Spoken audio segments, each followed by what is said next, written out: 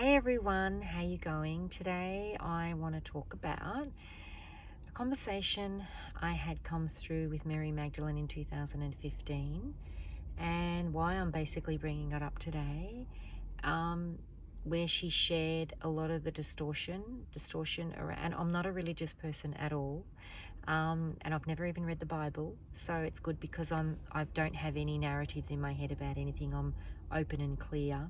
I've always known from a child, and don't ask me how, but I just always knew, obviously, my soul guided me to religion being, a lot of it being indoctrinated and incorrect, and that a lot of the Bible was the same. So I'm sure there's lots of truthful pieces to it as well, but I was never ever guided that way at all. I've always been more spiritually connected without the indoctrination of religion. And so anyway, I just thought I'd share that. And so for me, it's all very interesting because I don't have any narratives in my head or stories around how things have happened. And so I've listened over the years since then to a couple of, I suppose, Mary Magdalene videos and channels that never really aligned, but I listened to one a couple of months ago and oh my God, it was so similar to the one I had, and I actually cried in it because I remembered it took me back to 2015. That was a time in my life when I was diving deep and doing a lot of inner work, a lot of healing as well, and I'd been doing it for a few years, and you're diving deeper and deeper. And I was in a place in my life where I guess frustrated, but I knew that these divine connections, because she talked to me about her and Jesus. I'm going to call him Jesus, even though he's got many other names as well, because he's most known for Jesus, and that's how she referred to him as me, for the same reason to me. And but they were very much together, and she was portrayed in such a way that was very incorrect. It was wrong. It wasn't the truth at all. And so she discussed her relationship and connection with Jesus, and that they were one energy, and also what we would call now divine counterparts, as in divine masculine, divine feminine, sacred masculine, sacred feminine, and the unions that are here for this time of ascension on the planet, and what we've come back to do and be, and help with ascension. So what she was sharing with me then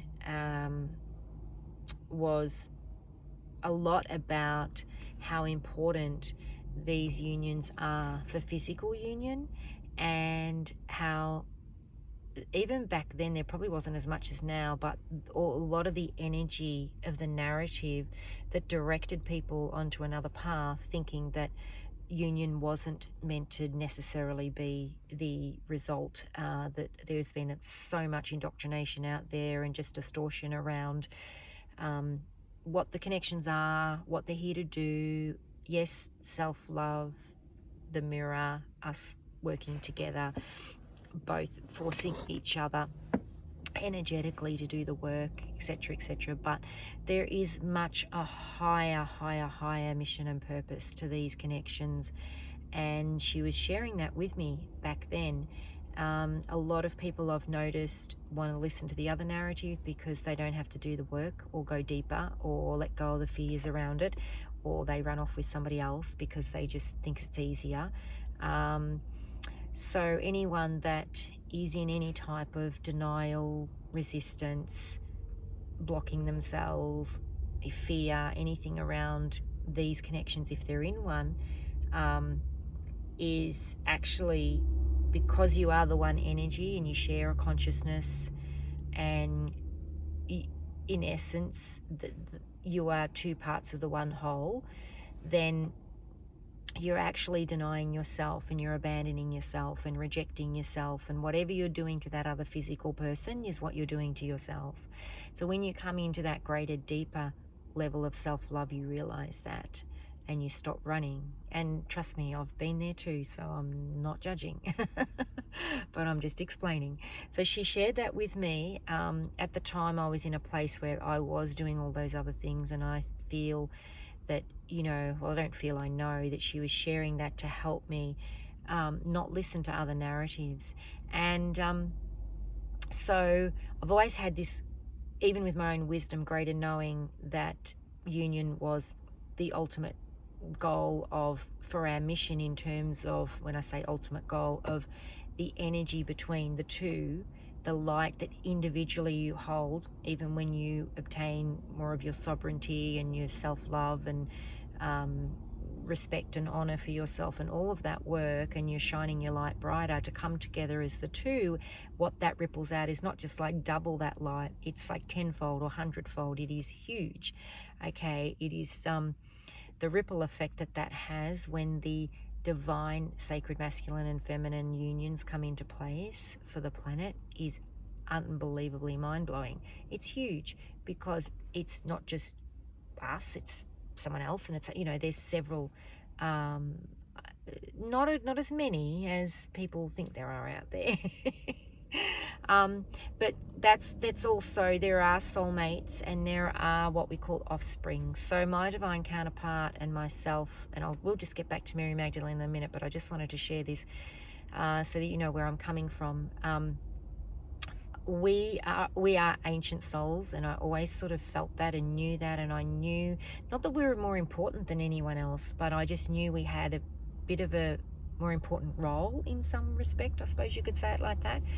And then I discovered that our soul is one of the originals cut from source. We're in the original soul group closest to Creator, and then from that there is offspring that are also divine masculine and feminines here for union, but the intensity and the power,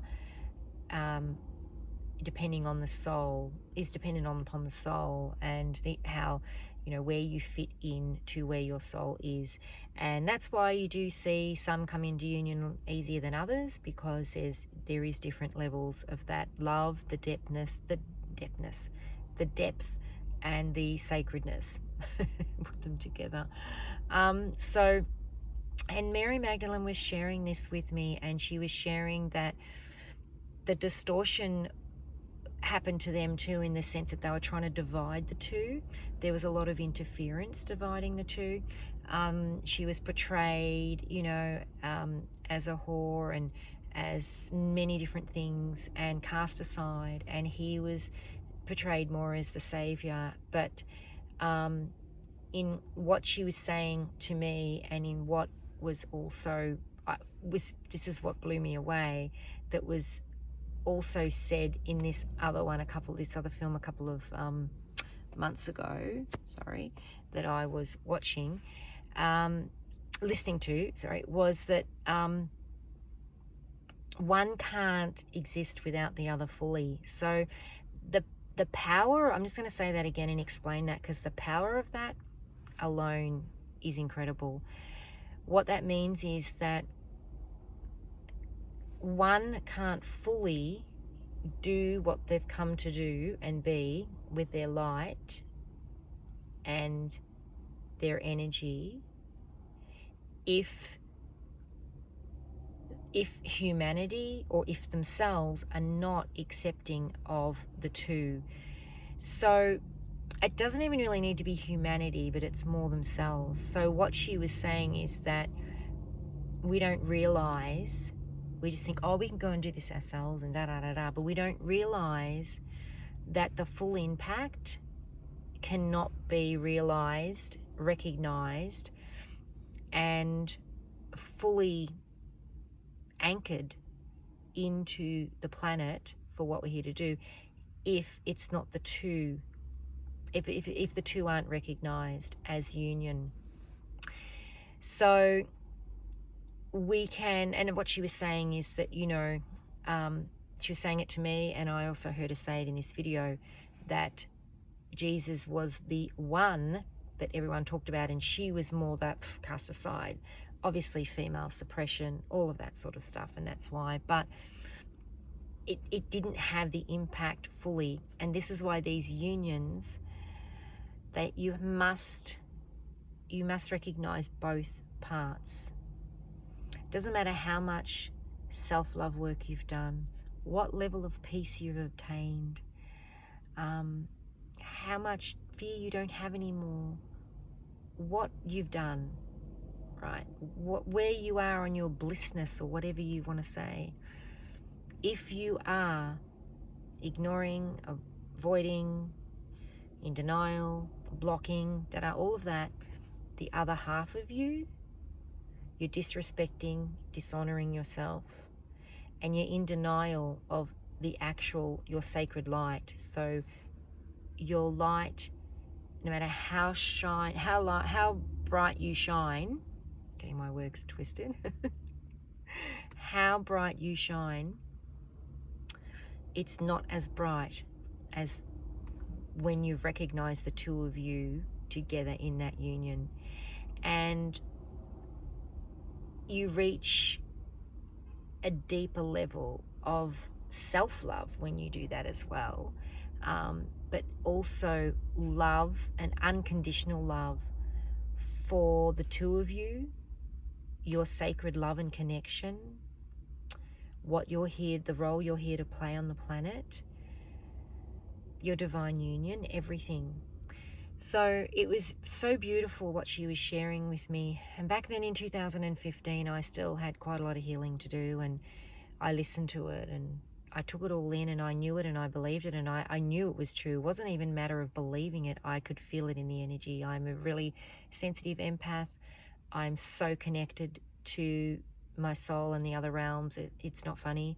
I talk about this in my book, not to give my book a plug, but you know, if you've read my book, you'll understand. Like, I was fully connected as a child. I felt more connected to the other realms, the spiritual realms of where I came from, than I did planet Earth. And I'm very grounded in this. A lot of people say, people like that are not grounded. I'm very grounded on this planet. I'm very grounded in this life as Kellie. I have a full understanding and understanding of my role of Kellie, and my role as a divine feminine, and my role in our physical union, and the role of my divine masculine. I have not always felt that, because I had to go through a lot of trust issues, fear, lots of stuff.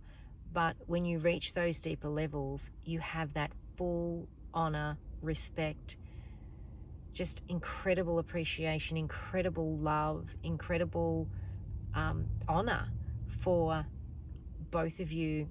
And you feel, your consciousness is beyond the seeing you as the two. You kind of do see yourself as the two people, but you realize, like she was talking about her and Jesus, yes, they're the two people, but the veil wasn't there for them, because they remembered what they came for, and they were playing that out and doing the role they came for. And it's like they remembered, and as she said, you look into the eyes, it's the eyes of your one that you will know and recognize. And just looking into the eyes is that instant knowing and connection. Being in their energy is the instant knowing and connection. And you know that, no matter, even if your ego's kind of going crazy, trying to tell you other things, and discard it out of fear, you can feel that, and you know that.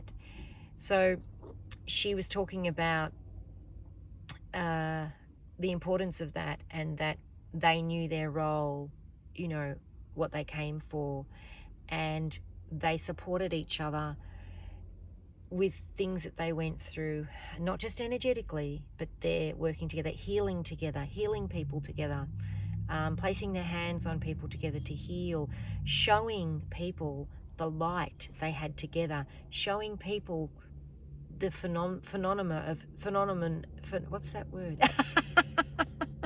Can't think today.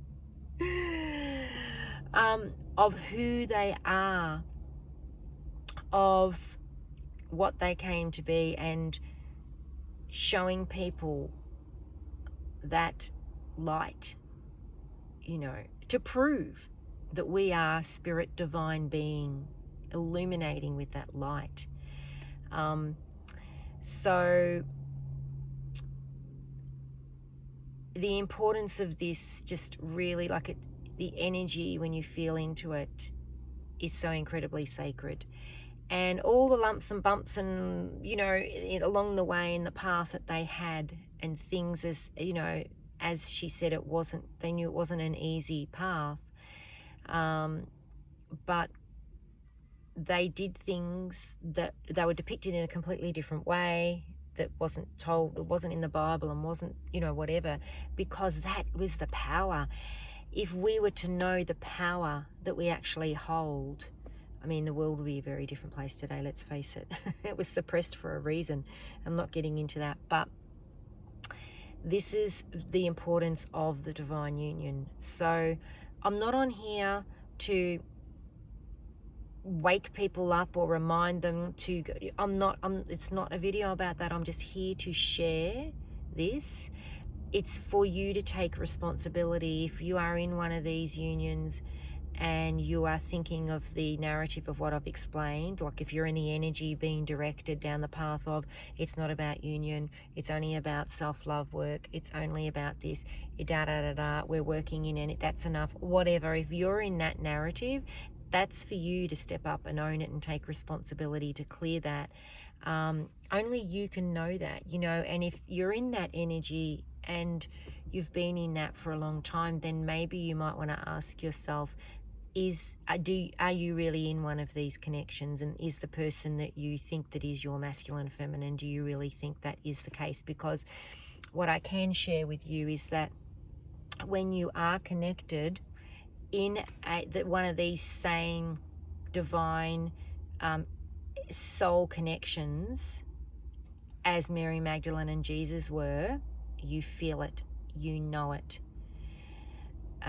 You feel it to your core. There's no denying it. There's no if there is a block, you know, okay, well, I've got a fear around this, I've got to remove that.